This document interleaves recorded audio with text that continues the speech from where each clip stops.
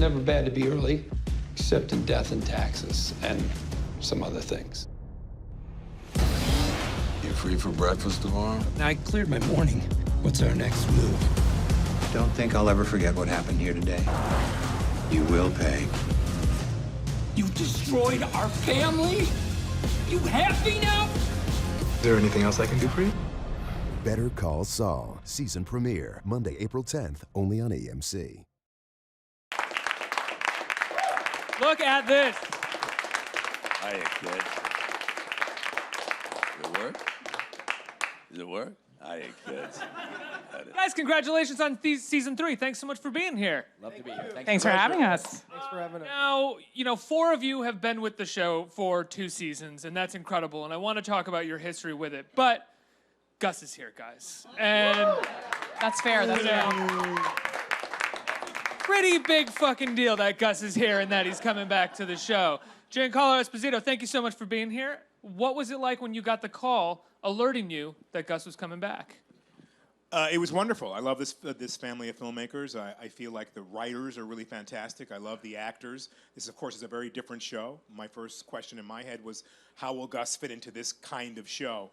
After speaking to Vince, he assured me that they were going to maintain the integrity with which they wrote the character, and was very pleased that I was interested. So I'm really excited to be back.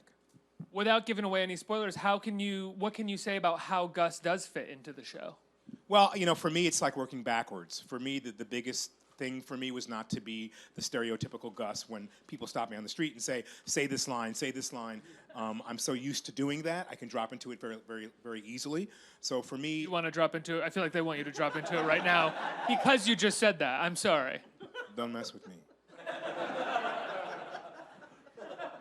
I try to work backwards to figure out a Gus that is a little more vulnerable, a little less polished, a little younger, because we're going back in time, so that I have something to work on and cultivate as an actor. One thing I love about this show is how meticulous to details it is. Rather than sort of developing plot very quickly, it's all about the minor things in between those plot moments. And I feel like that gives you guys as actors a lot to play with and a lot to do in scenes that you wouldn't normally get to do. Has it felt like that over the course of the last couple seasons and this season as well, Ray? Yes. I'm done. No, thank you. The writers on the show are incredible, as everyone here is going to attest to. But they do, people think of Vince Gilligan and Peter Gould and everyone that works on the show as very, very meticulous, and you can see that in the product. And that's somehow true while simultaneously being true that there is room to breathe in the scenes and room for interpretation. And so for scenes like Bob and I have playing Jimmy and Kim, who've known each other 10 plus years, even in an 8 to 10 page dialogue scene that's beautifully written, you get there and they allow you to do multiple takes, 14 and 15 takes that are about performance and the different ways to interpret it, because you can't say anything that's just face value to someone you've known 10 years. You can't say, hey, let's go to the movies without them having a history of, you always pick shitty movies, I don't want to do this. But so we're able to, fill in the life that happens between the lines, which so often in business and romance, which all of these relationships are comprised of, it's more about what's not said. So we get to play that, and it's fun. Well, sometimes it's not even about the dialogue that they're so meticulous with. It's sequences where characters are exploring physical things. Like in the first episode of the next season, and without giving anything away, you have this incredible sequence where you're sort of pulling apart this car and trying to find something within it. And it's this extended sequence where you take everything apart, and the show doesn't take any moment of that for granted. How much of that were you actually...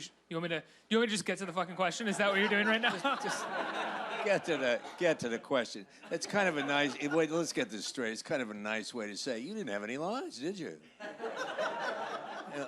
But when I hear things, I'm thinking about Giancarlo and working on being younger. If I work on being younger, what a farce that is. I'm older. There's no way around it. I got older. And 14, 15 takes, just shoot me in the head. You won't do it? Anyway, I'm taking apart a car. What was the question? How much of that did you actually shoot, and what was that sequence like? Well, we were 2 days in the junkyard, and taken a car to car, and it may have been, I don't know, it might have been 3 days. But it was, and there goes my phone. You hear it? Is that your Oh, phone? no, That sounds like a car that's honking. traffic. All right, yeah. I mean, it was great. I love being in that junkyard. That's my phone that honks. What does that add to the character for you and as an actor, getting to do these things that aren't just about dialogue, but are about the sort of meticulous details that go into the story? I don't know. I mean, I can tell you, I mean, Mike is obviously a stoic person and a silent person and a person who is not with other human beings very often.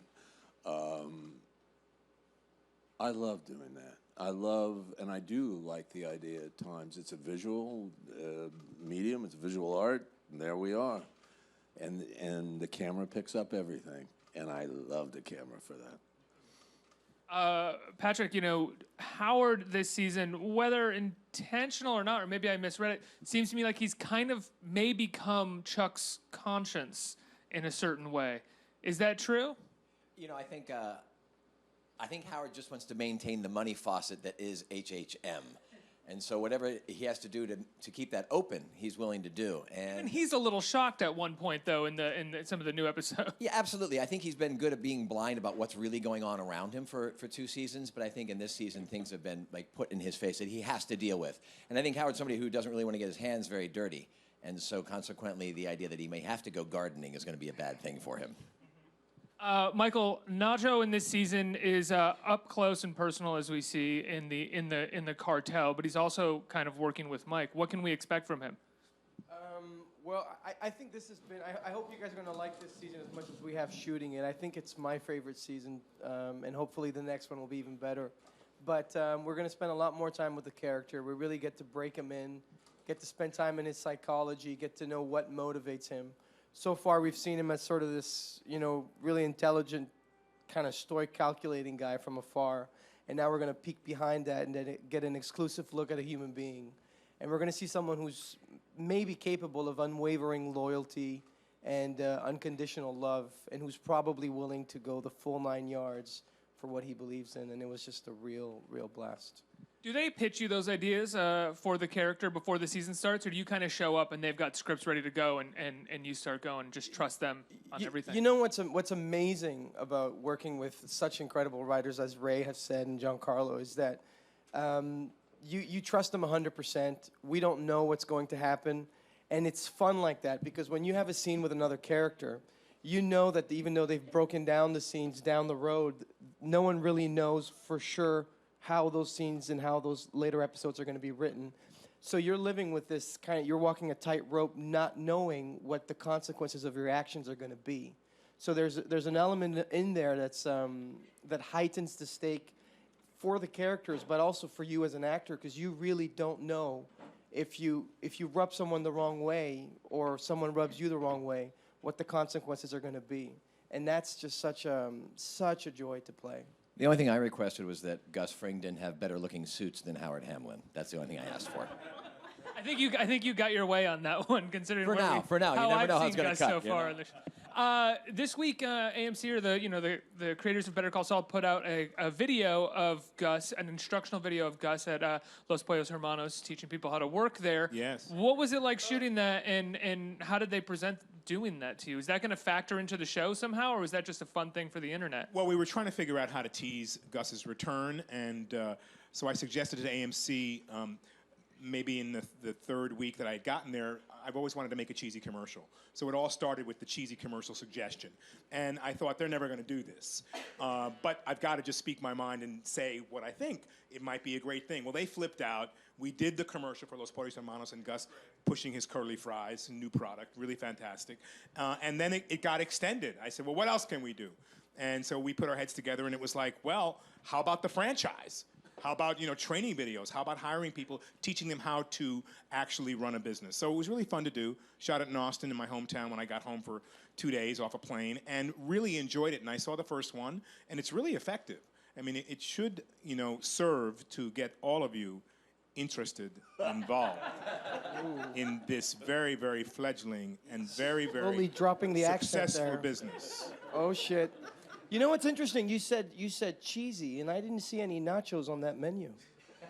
There weren't, because at this point in time, we're only pushing the curly fries. Oh. Only the curly fries. The curly fries and, of course, the chicken. And we might get to the nachos. You might get to the nachos at some point. Maybe. Expand the menu a little bit. You said that you had to keep it secret. How long did you have to keep it secret that you were shooting Better Call What Saul? a disaster. Can you come wearing a baseball cap? Can you not wear your hat? Can you look different than who you are? I said, guys, look, I'm who I am. I can certainly keep my head down and stay focused. Yeah, so 6 months in Albuquerque, not going to any of my favorite restaurants, staying inside, trying to, I'm very conscientious and very loyal, so I tried to honor not being seen. But you got noticed a couple times in the airport, you said, right? And you had to lie to people? Yeah, I just tell them, because the Ayurvedic Institute is there, and I go there to do cleanses and also learn about Ayurveda, Sister Science to Yoga. So I would just carry my little Ayurvedic bag, and it has a stamped, wonderful logo of the Ayurvedic Institute. I'm just going to, take another course with Dr. Ladd, and that was my, my MO for the last 6 months. But kind of strange and weird. I have a question. You didn't get to go to some of your favorite restaurants? These are the places that have seeds and millet and little rocks and stuff like that? I mean, God. He's talking about the way Giancarlo eats, not the restaurants in Albuquerque. Okay, yes, no, I did go to Annapurna, Jonathan, I can't lie. I'll come clean, but I sit in the corner. That's the greatest laugh I've ever heard. I sit in the corner and I eat my seeds and my nuts. You never take me with you. And we got a beer there. That'd be good. No, just some vata tea. You're a superfood eater, basically, like a vegan superfood kind of thing? Yeah, that's me, vegan superfood guy. Good. Getting hit up by the vegan superfoodists out there. I just want to point out to you what has happened with vegan superfood. You have a child that is standing on its head in the chair. Oh, well, there she's hi. He's a big fan of Better Call Saul and Mike over there, I think. Well, that's good taste. Or as she knows him, Pablo Picasso. Yeah. What do you think about that, Jonathan? He's making fun of your hat. I'm not making fun. I mean, look at the kid. Artist. Look at the kid. Exactly Van Gogh. The He's kid covering the the kid 1 year that get lost. The kid that got a part in his hair scarred himself, for God's sakes. Why would I be worried about what he thinks? What did he say? The kid what? What's that thing? What's that you got going down the center of your head? What is that? Thing over there? Boys. Sorry, I had no idea this was going to start. No, Sparks it's will okay. fly. It's good for you. It's do good. Do you not like it, Jonathan? I think Does it's... it disturb you? Yeah. Do you find it disturbing, dear? I find you disturbing, pal.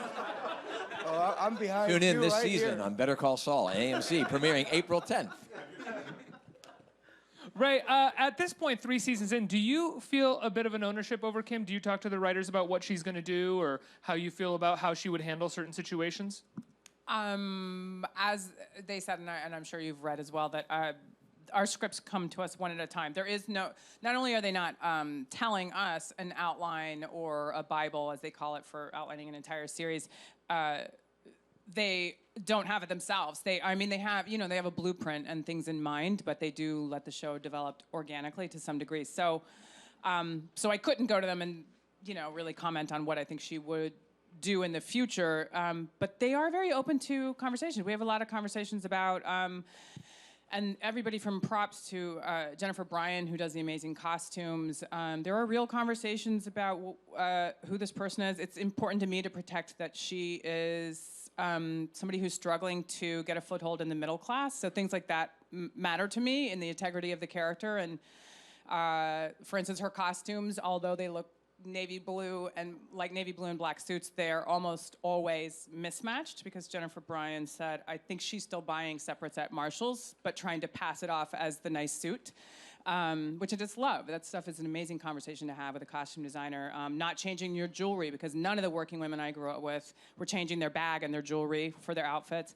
No personal photos ever in Kim's office or her home, because I said, this is a woman who won't answer directly where she's from, and only once brought up her dad, and Jimmy was immediately shut down. I don't want people coming in my office saying, is that your sister? Like, I don't think she enjoys anybody asking her about her personal life. So we have that kind of interaction. So Jimmy is kind of the only thing that she is sort of taking care of, or at least nurturing towards.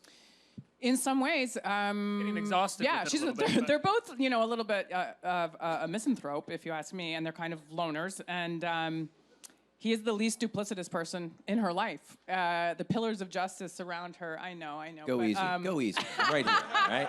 They all have ulterior motives and personal agendas that Jimmy pointed out to her all through season 2, which is another reason why I don't see it as a one-sided relationship. I think they both enlighten the other one, sometimes in very uncomfortable ways for Kim. I'm going to open it up to the audience for some questions. Who has a question? Who has a microphone and a question? Right here. Hi. Great show, by the way. I really love it. Thank you. My question's for Giancarlo and Jonathan. You kind of brushed upon the creative aspect of like working backwards and trying to portray your younger self. I just wanted to know what's like the physical aspect of that. Like, is there extra makeup involved? How does the lighting work? Is it a little bit harder to film in a younger version of yourself? Well, for me, I can just take the gray out. Take some gray out, but it's a mental attitude. I work from a place of organic, inside, interior beginnings.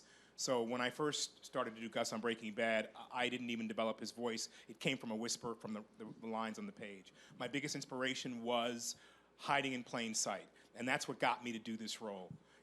Was hiding in plain sight. How many people do you know, do you think you know well, who are your next door neighbors, or maybe even your relatives who are hiding in plain sight? They're doing something illicit, or they're doing something that you wouldn't approve of. So it was really about that self-discovery for me. For me, in my brain, if I'm thinking about a Gus who is pre-Breaking Bad, I'm thinking about someone who's not quite as confident, who may be just developing his whole demeanor in regard to how he's going to be the mastermind to actually have the cartel work better. So he's coming from a place where he just has a brain that works that way. But to make me younger, it's just a matter of thinking. I know that Jonathan says I'm just old when and I can't be anything else. But I don't believe that about him either, because I see him in the gym in the morning, and he moves faster in the gym in the morning than he moves all of the rest of the day. So he's not old. He's just decided he's going to play old. So I hope I've answered some of your question. I also hope I've pissed him off really badly. Mike, I don't think Mike is someone who ever, he'll get up, he likes to have personal hygiene that's clean, but he's never been the concern about his looks. Never. So wherever he was, and he has been in a dark place for a long time, he is who he is at any given moment. Now, Jonathan, when he has to do Mike, over the years, I've got a bad leg that's gone out on me. I try to walk straight up and make sure that I'm not limping as I go down the walk and stuff like that. But I don't want to concentrate a lot. Mike has been Mike for a long time. Next question. Hi, huge fan. Got this shirt in Albuquerque, nice shirt. actually. Great shirt. Thank you. Two short questions.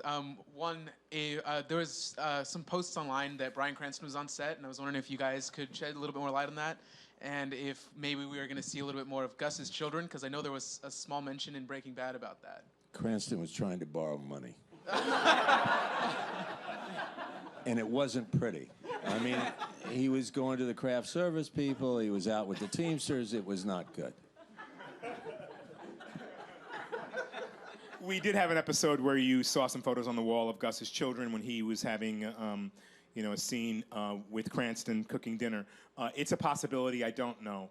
It would be great to explore Gus's background in terms of how he got to where he is, but also, is he a family man? I've always thought that's a possibility, and he also could have a separate life even besides that. That would be interesting to explore. I don't know if they'll do it or not. Thank you. Brian was there, by the way, Brian was there to promote his book at Bookworks, and his book is, what is it? All the I just read it, but the title, Parts of Me, All the Unforgettable. Parts. All the parts of me. It's a great book, though. And he was fun. And there was actually a really great clip behind the scenes video that they did. I think it's on AMC.com, right? It's definitely on That's our social network, media yes. for Better Call Saul. No, the behind the scenes thing where Brian visited the set. Yes, the they whole did. video. It's thing. up there. So it's funny. Yeah. I think I have time for one more question right there. Hey guys, looking forward to the new season. With the addition of Gus, is there any other characters from the world of Breaking Bad that you guys want to see, make an appearance?